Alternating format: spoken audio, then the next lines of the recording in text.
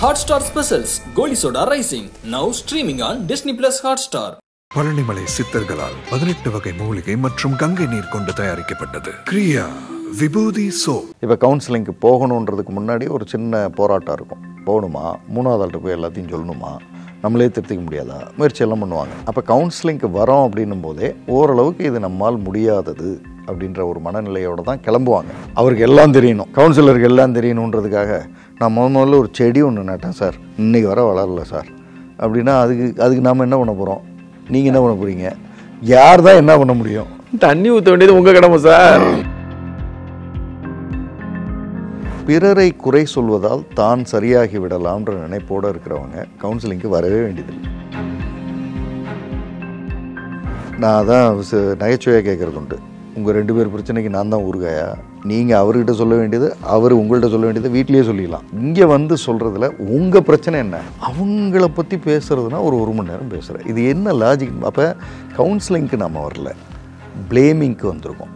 கவுன்சிலிங்க்கும் ப்ளேமிங்க்குமே வித்தியாசம் தெரியல.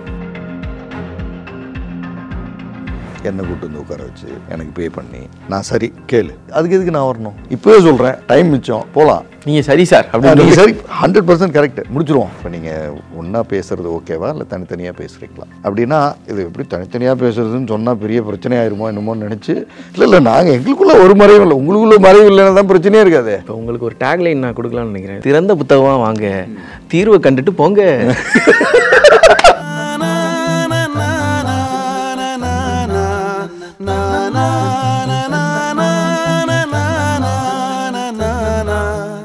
நக்கிர நேயர்களுக்கு வணக்கம். நான் விஜய் ஹரிஹரசுதன். மனங்கள் வர்சஸ் மனிதர்கள் = கதைகளில் ஜெய்சன் சார் அவங்க எடுத்த பல கவுன்சிலிங் பற்றி பேசிகிட்டு இருக்காங்க. இன்றைக்கும் அதே மாதிரி ஒரு கவுன்சிலிங் பற்றி தான் பார்க்க போகிறோம். வணக்கம் சார். வணக்கம் சார். இப்போ நான் ஒவ்வொரு எபிசோடோட ஓப்பனிங்லையும் கவுன்சிலிங்னு சொல்லிகிட்டே இருக்கேன்.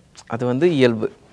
ஆனால் அந்த கவுன்சிலிங்கே இயல்பாக வர்றது அப்படின்னு ஒரு விஷயம் இருக்குல்ல, அது எப்படி இயல்பாக வருது அப்படின்னு நீங்கள் இயல்பாக சொன்னீங்கன்னா இன்னும் இயல்பாக இருக்கும். இந்த கவுன்சிலிங்க்கு வர்ற மனிதர்களை முதல்ல வகைப்படுத்திடுறேன். ஓ, இதில் வகைகள்லாம்? ஆமாம், இதை வகைப்படுத்திட்டாலே நமக்கு புரிஞ்சிடும். ஏன்னா சார், எனக்கும் என் மனைவிக்கும் பிரச்சனை, எனக்கும் என் அண்ணனுக்கும் பிரச்சனை, எனக்கும் பையனுக்கும் பிரச்சனை அப்படின்லாம் வந்துடுது.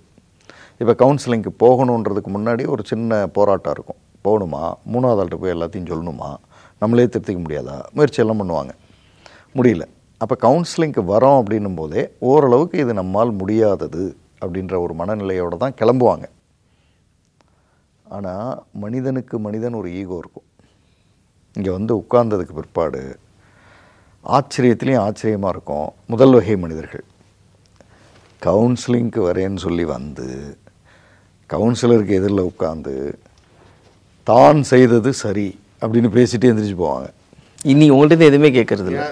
நான் ஏதாவது சொன்னால் கூட தான் செய்தது சரி அப்படின்றதுக்கு ஜஸ்டிஃபிகேஷன் வரிசலாக வச்சுக்கிட்டே இருப்பான். இப்போ என் கேள்வி என்னென்னா, ரொம்ப கலோக்கியலான கேள்வினா, நீ எதுக்கு வந்த, ரொம்ப கலோக்கியலான கேள்வி.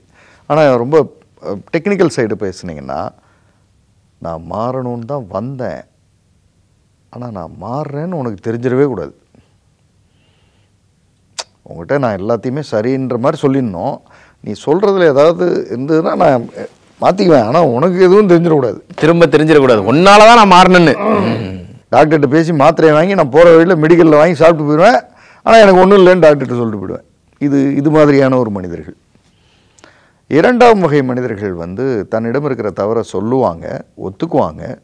ஆனால் அதை ஒத்துக்கும் போதே கூட இருக்கிற ஒரு 10 பேரை குற்றவாளியாக ஆக்குவாங்க. நான் நல்லவன்ப்பா சார், நான் நல்லவன் சார், நான் இந்த தப்பு பண்ணேன், அது ஏன்னா மனைவி இப்படி, பிள்ளைங்க இப்படி, ஃபினான்ஸ் இப்படி, எங்கள் ஆஃபீஸில் இப்படி அப்படின்னு அதுக்கான காரணங்களை எடுத்து அடுக்கிக்கிட்டே இருப்பாங்க. முதல்ல இது ஒத்துக்கவே மாட்டார் அவர்.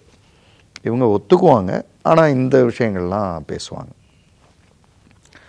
இது இரண்டாம் வகை மனிதர்கள். மூன்றாம் வகை மனிதர்கள் தான் இந்த கவுன்சிலிங்க்கான ரொம்ப ஆப்டான மனிதர்கள். இதெல்லாம் என் தவறு சார், மனைவியோட தவறு என்னன்னு நீங்கள் அவங்கள்ட்ட பேசி தெரிஞ்சிங்க. இதெல்லாம் என் தவறு, பிள்ளைங்களோட தவறு என்னன்னு நீங்கள் பிள்ளைங்கள்ட்ட பேசி தெரிஞ்சிங்க. ஒரு அப்பாவாக இது என் தவறு, இப்போ நான் என்ன செய்யணும்? இங்கே கவுன்சிலிங் ஸ்ட்ரெயிட்டாக ஸ்டார்ட் ஆகிரும். அதாவது 0.01 செகண்டில் ஸ்டார்ட் ஆகிரும். இப்போ இந்த முதல் 2 சொன்னேன்ல, அது ஒரு 40 நிமிஷத்துலேருந்து 60 நிமிஷம் ஹைட் அண்ட் சீக் நடக்கும். அவர் ஒளிஞ்சி விளையாட, நான் கண்டுபிடிச்சி அவரை டாம் அண்ட் ஜெர்ரி கேம் மாதிரி ஆயிடும். இங்கே இருக்கீங்களே. ஆமாம் சார், இந்த தப்பு இருக்கு, இல்லைன்னு சொல்ல. அதாவது உத்தம புத்திரனில் ஆரம்பித்து கடைசியில் அவர் முடியும் போது பார்த்திங்கன்னா, நம்ம கண்டுபிடிச்சி முடிக்கும்போது பார்த்திங்கன்னா கூனி குறுகி உட்காந்துருப்பார். இந்த நிலைக்கு ஏன் அவங்க வராங்கன்றது பார்க்க கொஞ்சம் பரிதாபமாக இருக்கும். நான் என்ன சொல்ல வரேன்னா, ஒரு கவுன்சிலிங்க்கு வரும்போது உங்களையே சூப்பர் இம்போஸ் செஞ்சு காமிச்சிட்டு அப்புறம் ஏன் ரியாலிட்டிக்கு வந்து கூனி கூறுகிறீங்க? ஸோ முதல் பாயிண்ட், கவுன்சிலிங்க்கு வரும்போது டாக்டர்கிட்ட பேசினா வக்கீல்கிட்ட பேசினா அப்படின்னு சொல்கிற மாதிரி கவுன்சிலர்கிட்ட உண்மையை பேசணும். நீங்கள் எவ்வளவுக்கு எவ்வளவு உண்மையை யதார்த்தத்தை குறிப்பாக உங்கள் சைடில் இருக்கிற தவறுகளை சொல்கிறீங்களோ அவ்வளவுக்கு அவ்வளவு இது அழகாக சிறப்பாக முடியும். இந்த கவுன்சிலர்னு நான் சொல்கிறது என்கிட்ட இல்லை, எங்கே போனாலுமே ஒரு கவுன்சிலர்கிட்ட போகும் பொழுது இதுதான் யதார்த்தம், இதுதான் என் தவறுன்னு சொல்கிறது இருக்குல்ல, அதை கண்டுபிடிக்கிறதுக்கே 4 கவுன்சிலிங் நடக்கூடாது. ஃபஸ்ட்டு கவுன்சிலிங்கில் கொஞ்சம் ஒத்துக்கிட்டு இருக்காரு, பார்ப்போம். 2வது 3வது 4 இப்போ தான் ஒத்துக்கிறீங்க அப்படின்னா அதுக்கப்புறம் ட்ரீட்மெண்ட் அப்படி இல்லை. அதான் சார் என் பிரச்சனை அப்படின்னு ஒத்துக்கிறது. ஒத்துக்க முடியல, அதுக்கே கவுன்சிலிங் தேவைப்படுதுன்னு வைங்க. ஒரு உதாரணத்துக்கு, சார் என்கிட்ட சில தவறுகள் இருக்குது, அதை என்னால் ஒத்துக்க முடியல, நான் என்ன சார் பண்ணணும்னு கேட்டுடலாம் ஸ்ட்ரைட்டாகவே. அப்போ தவறை ஏன் ஒத்துக்க மாட்டேங்கிறோன்ற மனநிலையை பேசிட்டோம்னா, சரிங்க சார் நான் ஒத்துக்கிறேன் அல்லது இது இருக்குது அப்படின்னு வந்துடும். ஸோ முதல் எதிர்பார்ப்பு இது. 2வது எதிர்பார்ப்பு 2024 இப்போது, சார் எனக்கு 2002 கல்யாணம் ஆச்சு, சரி. இந்த வாழை மரம் கட்டினாங்க, சரி. அப்புறம் லைட்டு போட்டாங்க, சரி. அப்போ கரண்ட்டு கூட போயிடுச்சு, அப்போ சரி. அது மழை பெஞ்சுதா, நான் அரிசி சாப்பிட்டதுனால மழை பிரச்சனையை தவிர மீதி எல்லாத்தையும் பேசுவாங்க. சுற்றி சுற்றி சுற்றி சுற்றி பிரச்சனை வந்து கடைசியாக வரும். பிரச்சனை வந்து 2019 அல்லது 20 வரும். ஏப்பா, அப்போ நம்ம எதுக்கு போகிறோம், எதை வாழை மரம் கட்டினது, மழை பெஞ்சது, நீங்கள் அரிசி சாப்பிட்டதுனால தான் மழை பெஞ்சதெல்லாம் இப்போ கவுன்சிலிங்க்கு தேவையா? இப்போ சில பேர் நல்லா கேட்பாங்க, சார் நான் 40 வருஷம் வாழ்ந்திருக்கேன், இந்த பிரச்சனையை எப்படி இப்போ நான் ஒரு மணி நேரத்துக்குள்ளே சொல்கிறது அப்படின்னு கேட்பாங்க. அதுதான் கரெக்டான கேள்வி. 1 மணி நேரத்துக்குள்ளே சொல்கிற அளவுக்கு உண்டான பிரச்சனைகளை மட்டும்தான் டீல் பண்ண முடியும். அப்புறம் அந்த பிரச்சனைகளை சொன்னதுக்கப்புறம் அது சார்ந்து கேள்விகள் கேட்டால் அதுக்கான விளக்கங்கள் சொல்லலாம். ஆனால் அவருக்கு எல்லாம் தெரியணும், கவுன்சிலருக்கு எல்லாம் தெரியணுன்றதுக்காக நான் முதல்ல ஒரு செடி ஒன்று நட்டேன் சார், இன்றைக்கி வர வளரல சார் அப்படின்னா அதுக்கு நாம் என்ன பண்ண போகிறோம்? நீங்கள் என்ன பண்ண போகிறீங்க? யார் தான் என்ன பண்ண முடியும்? தண்ணி ஊற்ற வேண்டியது உங்கள் கடமை சார்.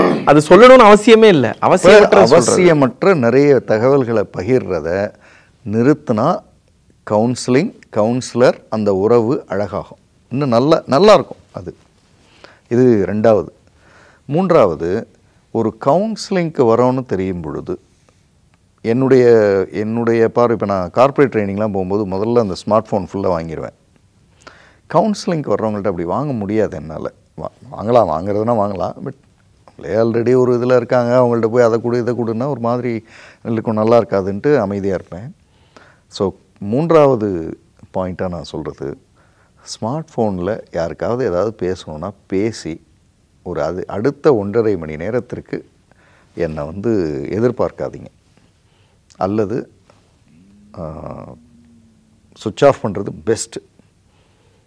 இந்த மாதிரி ஏதோ ஒன்று செஞ்சுட்டு உட்கார்றது வந்து அதாவது பேசிட்டே இருப்போம், ஒன்று வரும், ஸோ பேசின துணி போயிடும், வேறு ஏதோ ஒன்று பேசிகிட்டு. ஆமாம். அப்போ இந்த கவுன்சிலரோட பார்வையிலேருந்து பார்த்தா, இப்போ அங்கே தானே சுட்டுக்கிட்டு இருந்தோம், இப்போ எங்கே சுடுறோம் அப்படின்னு தோணும். ஸோ அந்த சரியாக வரணும். இது 3வது. 4வது, பிறரை குறை சொல்வதால் தான் சரியாகி விடலாம்ன்ற நினைப்போடு இருக்கிறவங்க கவுன்சிலிங்க்கு வரவே வேண்டியதில்லை. நீங்கள் நேரடியாகவே சொல்லிடுங்களேன். ஆமாம், கணவன் மணி வந்து உட்காந்துட்டு, சரி இவங்கள்ட்ட என்ன பிரச்சனைனா அப்படின்னு என்கிட்ட பேசுகிறது இருக்குல்ல, அல்லது இவர்கிட்ட என்ன பிரச்சனைனா, நான் அதான் நகைச்சுவையாக கேட்குறது உண்டு, உங்கள் 2 பேர் பிரச்சனைக்கு நான் தான் ஊறுகாயா? நீங்கள் அவர்கிட்ட சொல்ல வேண்டியது, அவர் உங்கள்கிட்ட சொல்ல வேண்டியது வீட்லேயே சொல்லிடலாம். இங்கே வந்து சொல்கிறதுல உங்கள் பிரச்சனை என்ன? சார் என்கிட்ட என்ன பிரச்சனைன்னா அதை பேசுங்க, அவங்க என்கிட்ட என்ன பிரச்சனைனா பேசிட்டோம், அதில் எதை சரி பண்ணுறதுன்றதை அப்புறம் பேசுவோம். அது எப்படி இந்த ஒரு பக்குவம் வருதுன்னே தெரியல. அதாவது நான் இப்போ கவுன்சிலர்கிட்ட போனால் அவரை பற்றி எல்லாம் சொல்லணும், ரெடி பண்ணிக்கிறது. பாயிண்ட்லாம் போட்டு ஒரு 30 பாயிண்ட் இருந்தால் 29 பாயிண்ட் அவரை பற்றி இருக்கும், கடைசியாக ஒரு பாயிண்ட் இருக்கும். நானும் தப்பு பண்ணுறேன் இல்லைன்னு சொல்ல, இந்த நானும் தப்பு பண்ணுறேன் இல்லைன்னு சொல்கிறது தான் ஆப்ரேஷன் பண்ண வேண்டிய இடம். அங்கே தான் அறுவை சிகிச்சை தேவை. ஆனால் அது வந்து இல்லை, நானும் என்கிட்ட இல்லைன்னு சொல்ல அப்படி ஏன் தப்பு இது. நான் சில கவுன்சிலிங்லாம் கவிதை மாதிரி முடியும் சார். வருவாங்க உட்காருவாங்க, சார் அசிங்கமாக இருக்கும் கேட்குறதுக்கு, இதெல்லாம் நான் செஞ்சுருக்கேன் சார்னு. இதிலேருந்து என்னை வெளியில் கொண்டு வரணும், உங்கள் உதவியை நாடி தான் வந்திருக்கேன். சூப்பர்ன்றேன் நான், அட்டகாசம், கை கொடுத்து தூக்கிட்டு வந்துடலாம். அவர் பார்த்தீங்கன்னா ஒரு அதிகபட்சம் 2, 3, 4 செஷனில் கிளம்பிடுவார். அந்த பக்கமே இல்லை சார், தேங்க்யூ சார்ன்ட்டு போயிடுவார். இந்த ஆடுபுலி ஆட்டம் ஆடுறாங்கல்ல சார், நான் கண்டுபிடிச்சதுக்கப்புறம் எப்பா அந்த மலுப்புறவுன்னு ஒன்று இருக்கும்ல அந்த ஆனால் எப்பாவது நீ சொல்கிற அவங்கள பற்றி பேசுகிறதுனா ஒரு மணி நேரம் பேசுகிறேன். இது என்ன லாஜிக்? அப்போ கவுன்சிலிங்க்கு நம்ம வரல, ப்ளேமிங்க்கு வந்திருக்கோம். கவுன்சிலிங்க்கும் ப்ளேமிங்க்குமே வித்தியாசம் தெரியல. கரெக்ட். ஆமாம். அடுத்த பாயிண்ட் இது மாதிரியான அடுத்த பாயிண்ட். கவுன்சிலிங்க்கு வரும்பொழுது என் பார்வையை சொல்லி அந்த எதிர்பார்வை கவுன்சிலர்கிட்டருந்து ஒரு பார்வை வருது இல்லை, அதை ஸ்டாப் பண்ணுறதை விட என் பார்வையை சுருக்கி அவர்கிட்டருந்து அதிக பார்வை வாங்கிறதுக்கு தானே வந்துருக்குறோம். தீர்வு இல்லை, பார்வை. தீர்வு நீங்கள் பண்ணிக்கலாம். கவுன்சிலர்கிட்ட வர்றது அவருடைய பார்வையை வாங்கிறதுக்கு தான், தீர்வு இல்லை. உங்கள்கிட்ட அப்ரிசியேஷன் ஏதாச்சும் வாங்கலாம் இல்லை. இப்போ நிறைய பார்வைகளை வாங்கிட்டீங்கன்னா தீர்வை நீங்கள் எடுத்துங்க. நீங்கள் பெரும்பாலானவங்க பார்வையே தடுத்துருவாங்க. அவங்க சொல்கிற பார்வையை கேளுங்க சார். நான் ஒருத்தர்கிட்ட சிரிச்சுட்டே கேட்டேன், ரொம்ப ஆச்சரியமாக இருக்குது சார் அப்படின்னேன். என்னன்னாரு, நீங்கள் சரின்னு சொல்கிறதுக்கு எனக்கு எதுக்கு சார் பே பண்ணுறீங்கன்னு. என்னை கூட்டு வந்து உட்கார வச்சு எனக்கு பே பண்ணி நான் சரி கேளு, அதுக்கு எதுக்கு நான் வரணும்? இப்போவே சொல்கிறேன், டைம் மிச்சம், போகலாம். நீங்கள் சரி சார் அப்படி, நீங்கள் சரி 100% கரெக்டு, முடிச்சுருவோம் சார். இல்லை சார் அது இல்லையா, அப்போ இல்லைன்றதை பேசுவோம். அப்போ தன்னுடைய குறை என்ன அதை பேசுகிறது தான் வேணும். அது அங்கே தான் ஆரம்பம். ரைட். இதுக்கு அடுத்த பாயிண்ட்டாக எடுக்கணுன்னா, ஒரு தீர்வை சொல்லும் பொழுது, அதாவது ஒரு பார்வையை சொல்லும் பொழுது, தீர்வை நோக்கி நகரும் பொழுது அன்னைக்கே அது சரியாகணும்னு அவசியம் இல்லை. இது ஒரு மனநிலை இருக்குது.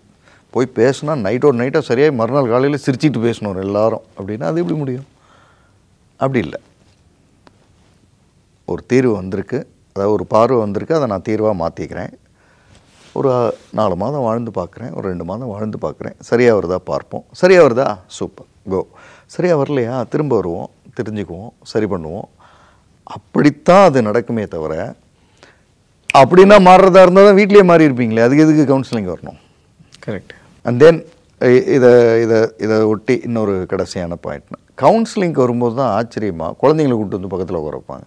மற்ற நேரங்கள்லாம் ஆச்சரியமாக இல்லை, வீட்டில் ஆள் இல்லை சார், அவன் தனியாக விட்டு வர முடியாது, பக்கத்துலேயே இருப்பான். அப்பாவும் அம்மாவும் பேசக்கூடாதெல்லாம் பேசுவாங்க, உச்சகட்டமாக சண்டை போய் அவன் பார்த்துட்டு இருப்பான், அப்படியே பார்த்துட்டு இருப்பான். அவன்கிட்ட வந்து ஒரு செல்ஃபோனை கொடுத்துட்டா அவன் வந்து பார்க்கலன்னு நினச்சிக்குவோம். நம்ம அது ஹோம்ஒர்க் பண்ணல பண்ணு அப்படின்ட்டு பண்ணுறது, அவனை கொஞ்சம் தள்ளி உட்காந்துக்க அப்படின்றது. என் காதில் விழாதா? தள்ளி உட்காந்துக்கன்னு சொல்லும் போதே அவனுக்கு தெரிஞ்சிருக்கும் என்னமோ நடக்க போதிங்கன்னு. அவனுக்கு இன்னும் வேறு கூட புரியும். இப்போ என்ன வீட்டில் நடந்தது இங்கே வந்து சொல்லுவீங்க, நான் தான் சரின்னு பேசுவீங்க, அவர்கிட்ட பேசுவீங்க, அவ்வளோதானே வித்தியாசம்னு நினைப்பான்.